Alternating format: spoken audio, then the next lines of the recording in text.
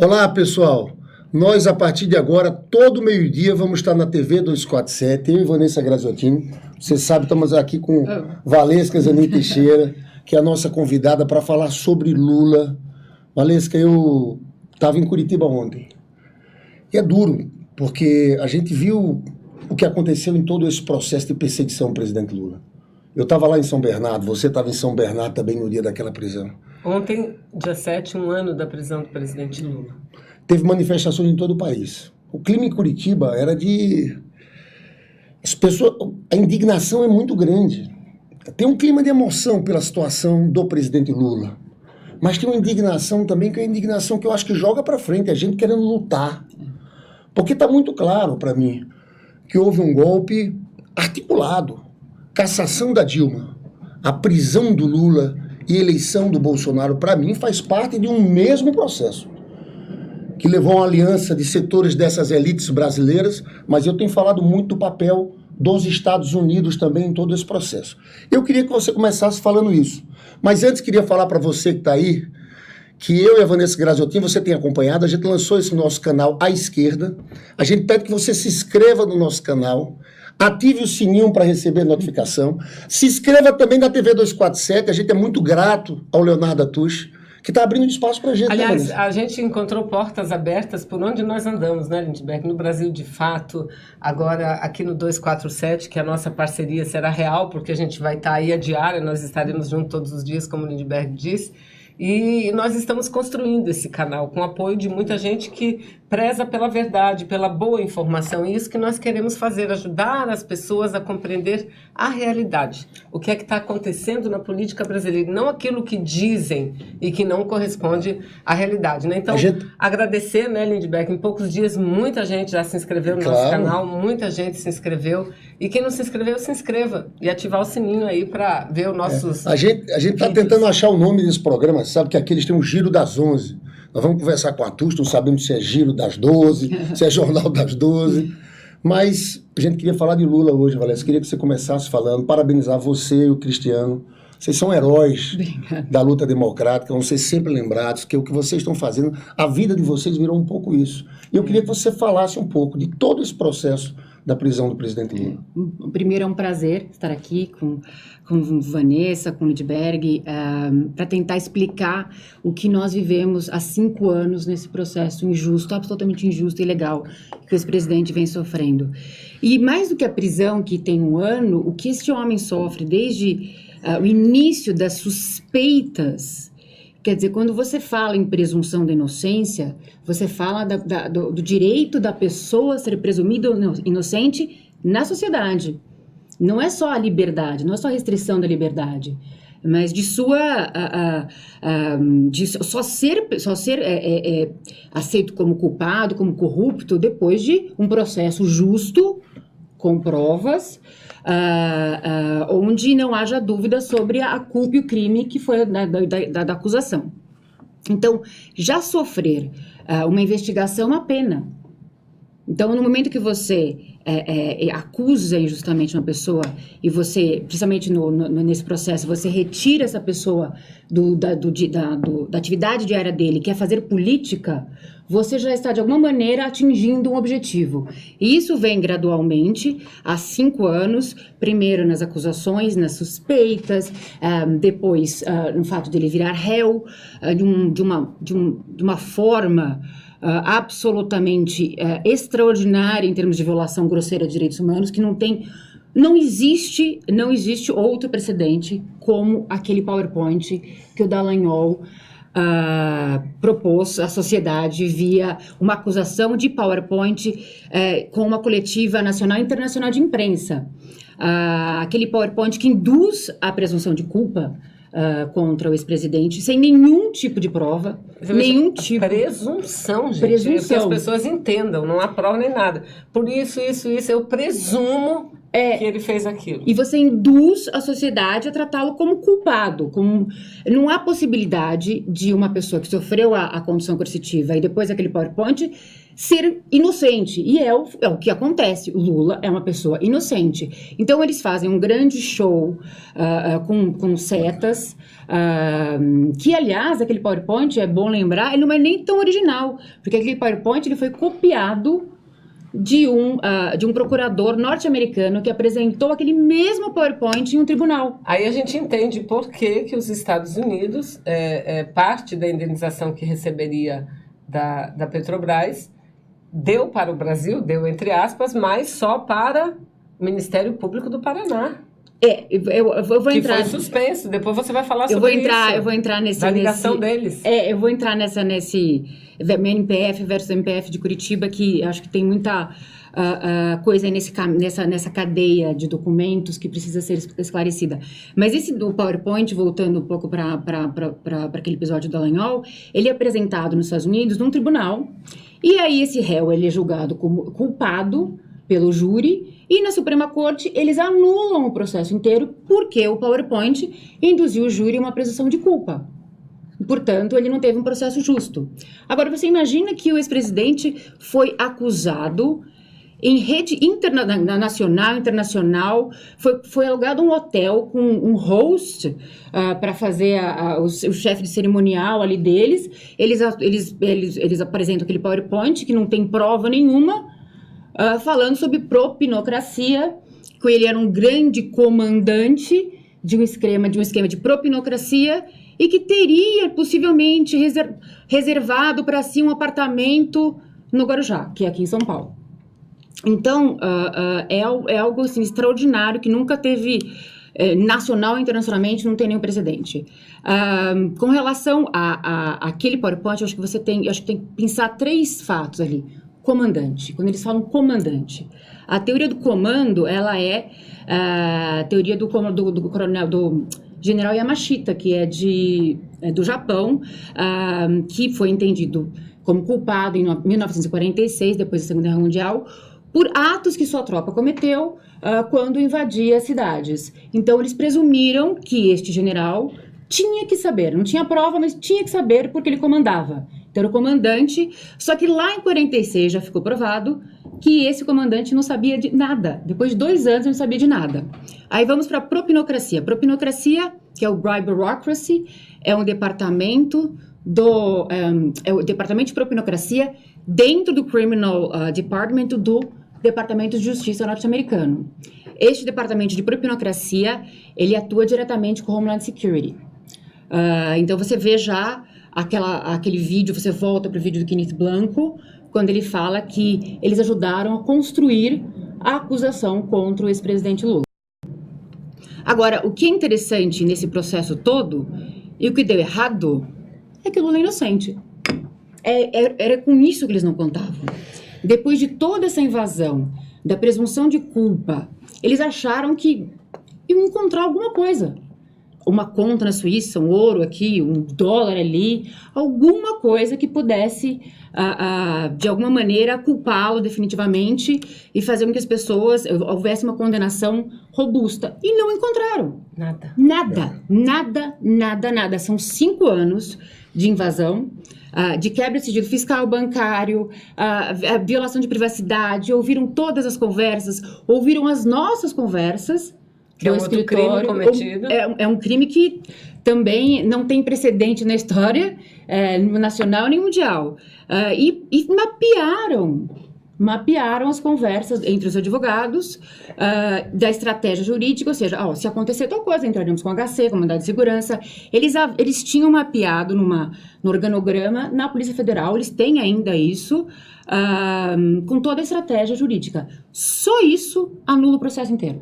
Desde as medidas cautelares. Aí, Valesca, eu quero que... porque as pessoas que estão nos ouvindo, assistindo, muitas delas sabem da inocência do Lula, não é?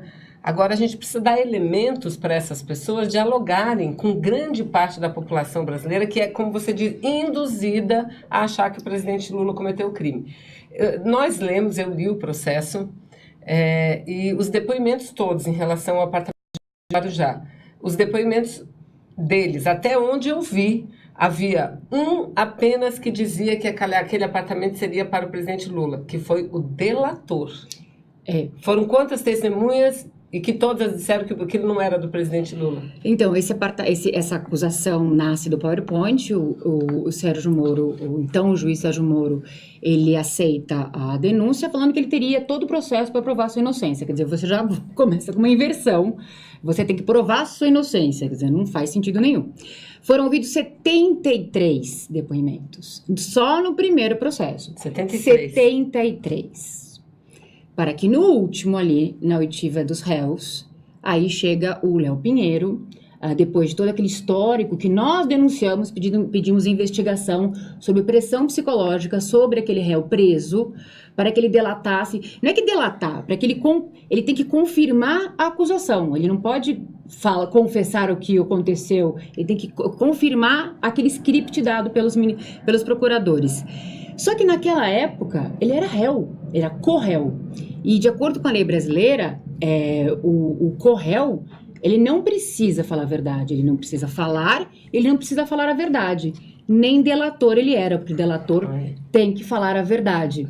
Então, e aí nós, à época, alertamos para o fato de que o juiz Sérgio Moro estava criando uma nova forma de delação, onde a pessoa podia fazer seu depoimento como co-réu e podia mentir. E ali aquele depoimento era utilizado para condenar o ex-presidente, que foi o que ele fez, não só com o Léo Pinheiro, mas depois também com o depoimento do Palocci, também que era co-réu e poderia mentir sem nenhum tipo de sanção. Mas no processo triplex, 73 pessoas são ouvidas. 73 pessoas ligadas à empreiteira, diretores da empresa, trabalhadores. Testemunhas que não podem mentir, não co-réus. E nada é provado. Ao longo desse processo, nós identificamos... Eu vi vários depoimentos, vários afirmam, não, esse apartamento é da empresa. Ele tinha a intenção de dar para o presidente Lula, mas se não fosse dado para ele, ia ser de outra pessoa. Assim os Teria que ter depoimentos. sido comprado, porque em 2009... Houve aquela compra Eles, na realidade, eles utilizam esse apartamento como garantia, não é garantia, como garantia das debêntures, mas não é que eles dão em hipoteca, como na realidade ele já havia sido... A hipoteca, uma garantia imobiliária. Eles cedem, ou seja, esse apartamento já havia sido vendido pela OAS para a Caixa. Então, se alguém quisesse a propriedade daquele apartamento, se o Lula quisesse aquele apartamento, ele teria que pagar a Caixa Econômica Federal naquela específica conta, porque aquele apartamento já era propriedade, já era da Caixa. Teve aquela decisão então, não havia sido transferido. Teve aquela decisão de uma juíza de Brasília sobre esse caso. E também, porque na verdade o que acontece, esse apartamento ele consta do ativo da OAS que está em recuperação judicial, tem esse detalhe, mas isso não é de agora, isso é de antes. É de antes, em 2015 esse apartamento, a OAS está em recuperação judicial, e na recuperação judicial você tem o administrador judicial, você tem toda a análise do patrimônio da empresa, e este apartamento consta lá como ativo, como propriedade da OAS, com valor zerado, porque na verdade, o valor desse apartamento já havia sido vendido para a Caixa, mas ele consta ali como propriedade da OAS. E aí vem a juíza de Brasília e penhora o apartamento por uma dívida da OAS. O mais engraçado é que depois da condenação do ex-presidente, que foi surpreendente, ou seja, o juiz Sérgio Moro, não é que não há provas, a gente sempre fala ministro, que... Sérgio hoje Moro, ministro. Ele, não é que não havia provas ali quando eles fizeram o PowerPoint. Durante o processo, as provas, o conjunto probatório, é de inocência. De inocência. Sem sombra de dúvida. Então, o juiz Sérgio Moro, então o ministro agora, o juiz Sérgio Moro, na sentença, ele esconde o processo todo. E tanto que nos embargos de declaração, ele é obrigado a confessar que não tem nenhum valor proveniente da Petrobras. Olha, isso que é por isso. Que acaba, é outra nulidade absoluta, porque falta de competência. É por isso que na denúncia, porque quem faz a denúncia é o Ministério Público, foi o Dallagnol, que apresentou esse PowerPoint. Nas alegações finais eu li. Ele começa a determinado momento, Vanessa, dizer que você pode condenar por indícios. Sim. Aí gasta um tempo. Ele reconhece ali que não tem prova. Mas indícios. Aí o que ele fala? E isso que eu achei uma coisa absurda, maluca. Então ele começa a falar que é possível condenar por indícios. Aí ele vai, sabe para quê? Para teoria de probabilidades. Teoria, como é que chama? Bayesiana. Elasticidade das provas. Cara, ou seja, não tem prova. Eu li um texto do Lênin Streck que ele fala, gente, aquilo é teoria, ele mostra a fórmula matemática. Sim. É assim que a gente vai condenar alguém, pega um bocadinho disso, não tem prova, bota em cima de uma fórmula matemática. Agora ali é quase uma confissão de que não tem prova. E a mobilidade da lei, na realidade, quando a lei de organização criminosa era de 2013. E eles voltam no tempo para aplicação da lei para 2013. Isso é um dos...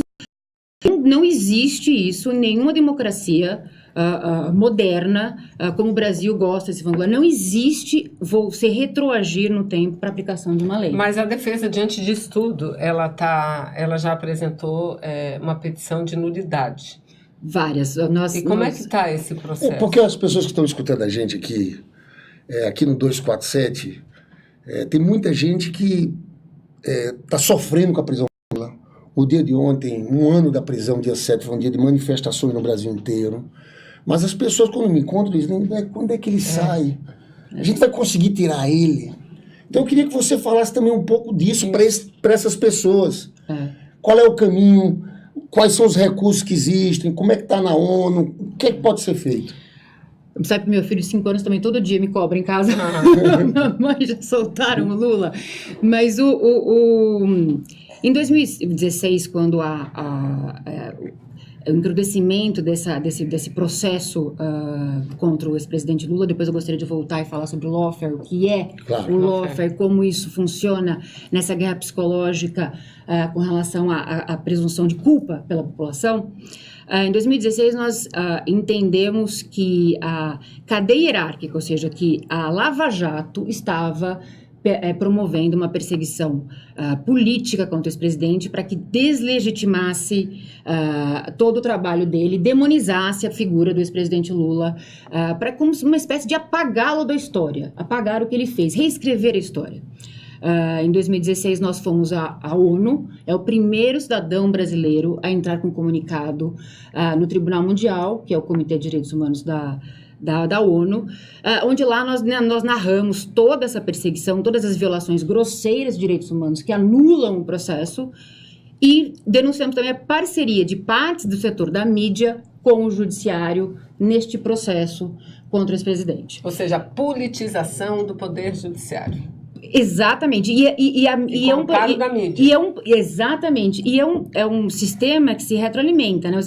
Ou seja, você tem os procuradores que vazam constantemente documentos, que no caso do ex-presidente não diziam nada com nada, vazam constantemente, ameaçam com delações que poderiam vir a incriminá-lo. A mídia, a parte da mídia compra essa versão, como a própria ex-assistente de comunicação da Lava Jato, ela descreve que a mídia comprava tudo que eles falavam, e você cria essa presunção de culpa, ou seja, tem tanta coisa diariamente no judiciário, ele só pode ser culpado de alguma coisa, ele tem que ser culpado. E aí você abre espaço para a condenação sem provas, para arbitrariedades, para ilegalidades no processo, porque ninguém mais se importa. Porque a partir daquele momento você tem que acabar com aquele mal, aquele corrupto, aquele ser que fez mal, que tirou a escola do meu filho, que tirou... É uma guerra psicológica criada, inclusive, pelo Departamento de Estado norte-americano. E é isso que nós vivemos até hoje no Brasil. Até hoje. Eu me lembro em 2016, só um fato pessoal, nós nunca gostamos de falar muito, mas em 2016, meu filho estava numa escola britânica e um dia antes do aniversário dele e dos meus filhos, dos meus outros filhos também, a diretora da escola liga, mandando que no dia seguinte que a gente entrasse pela porta dos fundos com seguranças. Aí nós levamos um susto, porque teria uma primeira assembleia do meu filho, e na realidade algumas mães haviam se organizado naquela época das manifestações, denunciando o local onde estariam meu filho e o Cristiano, o Zanin, para quem não sabe, o Cristiano Zanin, meu marido, e para que eles fossem lá e manifestassem, ou seja, incitando violência contra o Cristiano e contra a nossa família. Na mesma tarde também teria a festinha de aniversário dos meus 3 filhos, e ali também dando local e hora para que as pessoas se manifestassem contra os defensores do Lula, que não podiam conviver com os filhos da família de bem. Isso realmente foi muito chocante. A gente vive um momento de muita intolerância. Isso é que vem sendo cultivado. O ódio. O ódio. Mas isso tem nome, é fascismo. Isso dentro de... E aí, quando eles começam a perceber, Lindbergh, que o povo já começa a falar de fascismo, de nazismo, porque eles estão querendo comemorar agora o golpe de 64, dizendo que aquilo não foi golpe. Aí vem o presidente da República e diz que o nazismo é de esquerda. Mas dentro desse processo, por absoluta falta de provas, de materialidade, não tem lógica. As acusações não têm lógica, gente. Como é que a pessoa vai comandar o maior esquema de corrupção da face da Terra, que roubou bilhões e bilhões da Petrobras, pela promessa de um talvez apartamento na praia do Guarujá que você vai ter que pagar? Você vai ter que pagar. Quer dizer, não faz sentido, não tem lógica. E essa primeira acusação e as outras também são dessa maneira. Tem uma acusação que fala que ele teria facilitado um empréstimo de 7 bilhões de reais para que, ao final, ele obtivesse como vantagem devida o pagamento de 3 meses de seguro-saúde para um dos irmãos dele. Não faz sentido, nada faz sentido. Mas você coloca isso na mídia e as pessoas falam, olha, alguma coisa tem, é complexo, deve ter alguma coisa. Mas isso faz parte do que nós chamamos de lawfare, que é essa guerra jurídica. É a mentira predominante. Tem muita gente no Brasil que acha até hoje, Lindbergh, que os filhos do presidente Lula que são os proprietários da Friboi. Acham isso. Isso só diminuiu por conta desses problemas todos que aconteceu com a empresa da JBS. Que o verdadeiro dono... Não, mas isso para muita gente era verdade. O lawfare nas fake news realmente mais explosivo. E o lawfare, essa guerra jurídica, ela funciona como uma guerra mesmo e nas dimensões de guerra. Ou seja, o campo da batalha. Qual o campo da batalha? Isso influencia no processo jurídico. Sem dúvida alguma, porque quando você escolhe que juiz vai julgar a causa, você escolhe porque você sabe que ali sem prova nenhuma você vai obter uma condenação ou então arbitrariedades. Valência, eu fiz um vídeo que eu fui atrás dessa história. Eu estou convencido do papel dos Estados Unidos na condução desse processo aqui. Porque o Departamento de Justiça norte-americano está atuando assim em toda a América Latina. No passado, eles faziam a cooperação com os militares. Tinha a Escola das Américas, de formação de oficiais. Existem documentos oficiais, correspondências diplomáticas norte-americanas que foram vazadas pelo Wikileaks, que mostra, Vanessa, desde 2009, o Projeto Pontes, um seminário do Departamento de Justiça com procuradores e juízes brasileiros. E tem um documento. E eles dizem o seguinte, em 2009, nós temos que trabalhar para fazer forças-tarefas em tempo real, uma investigação em tempo real, acompanhada diretamente pelos treinadores norte-americanos. Aí tem mais. Eles dizem o seguinte, tem 3 sítios, 3 locais, para escolher 2. São Paulo, Mato Grosso do Sul e Curitiba. Já estava ali. Então, eu fico impressionado como essa operação toda acontece diretamente ligada ao Departamento de Justiça norte-americano, que tem interesses geopolíticos das empresas norte-americanas. Estão fazendo isso em toda a América Latina.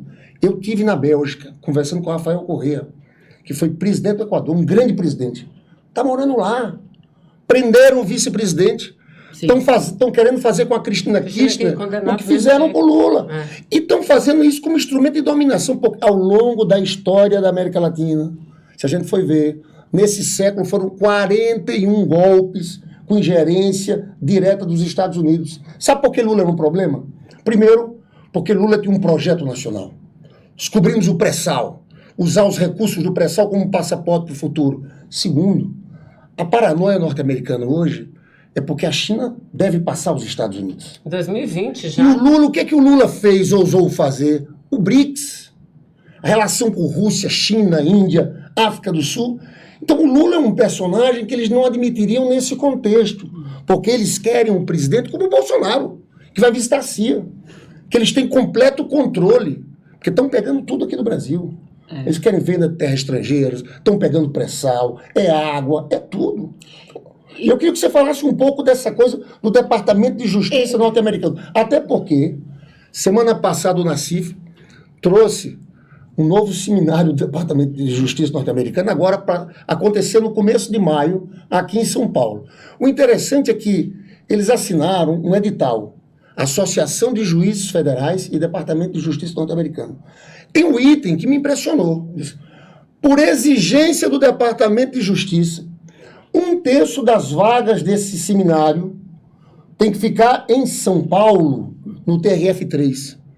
Por que o Departamento de Justiça quer que 1/3 fique em São Paulo? Não dá para entender. Não, ou dá para entender. Tudo fica mais claro agora, né? Quando você volta nessas... e tudo começa pelo Foreign Corrupt Practices Act, que é o FCPA, que na realidade virou a grande jurisdição mundial dos Estados Unidos, que é através é uma lei que prevê que empresas que têm negócios nos Estados Unidos não podem cometer atos de corrupção em solo estrangeiro. Quer dizer, tem até divergência sobre esse conceito. Mas o fato é que quando você volta em 2016, a Embraer, por exemplo, ela teve que assinar um Plea Bargain Agreement com o Janot, com o Baker McKenzie, e por ali eles colocaram um monitor dentro da empresa, logo em seguida você tem a venda para a Boeing. Se você analisar todas as empresas que sofreram esse mesmo tipo de fiscalização em processo do FCPA no Brasil, o fim sempre é o mesmo, ou seja, você tem o monitor para fins de compliance e esse monitor, na realidade, do Departamento de Justiça norte-americana dentro de empresas estratégicas nacionais. Eu acho que esse modelo deve ser revisado pelo bem da nossa soberania.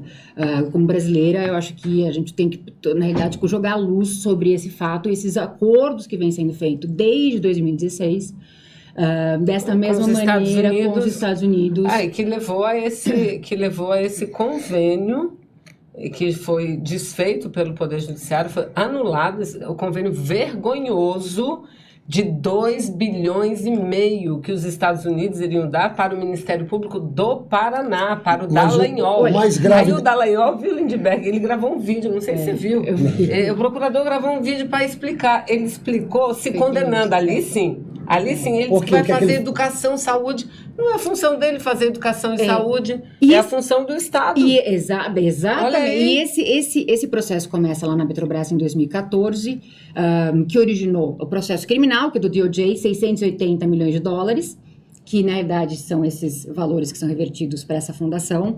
Tem mais a SEC, tem a Class Action, que é dos acionistas norte-americanos, de 3 bilhões de dólares, que foram pagos 3 vezes, já pagos... Porque isso aqui é outro dinheiro, escuta só, tem uns 2,5 bi, que é para a Fundação Direito Privado que o Dallagnol queria fazer. Disso aí, um ponto importantíssimo é o seguinte, estava escrito no acordo lá, abrir todo o segredo comercial da Petrobras para o Departamento de Justiça dos Estados Unidos. Isso aí você tem. Olha que loucura! Mas tem outro, Vanessa, que é esse 3 bi, que ela fala que são 2 bilhões 950 milhões de dólares, que o pessoal da Lava Jato levou de informações da Petrobras para o Departamento de Justiça e fizeram um acordo, que Pedro Parente assinou um acordo que é um crime. Um crime contra os interesses nacionais, porque a Petrobras é a maior acionista da União. Pagamos 2.950 milhões de dólares a investidores norte-americanos. E sabe quantos documentos foram produzidos nesse processo? 20 milhões de documentos. 20 milhões de documentos. Eu queria saber se algum deles menciona esse presidente, porque todos esses acordos, a descrição das condutas ali, das corrupções, excluem de forma inequívoca, sem dúvida, o ex-presidente Lula.